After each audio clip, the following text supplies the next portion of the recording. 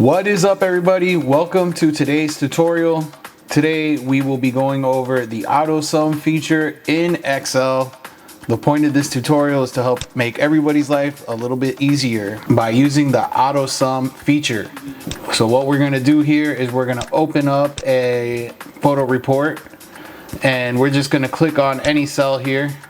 Scroll up to where it says formula, then we're going to click Autosum and then we'll hit enter.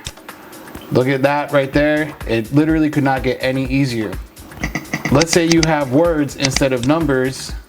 All you're gonna do is do the same thing, go up to formulas, click Autosum, and look right there. You see the Autosum doesn't automatically select all the numbers. That's why you're not going to want to write things like incomplete in the photo line. Easy fix though. All you gotta do is erase the word and replace it with the number, and there you go. You have the formula complete.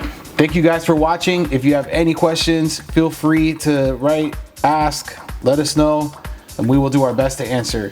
Thank you very much. Have a great day.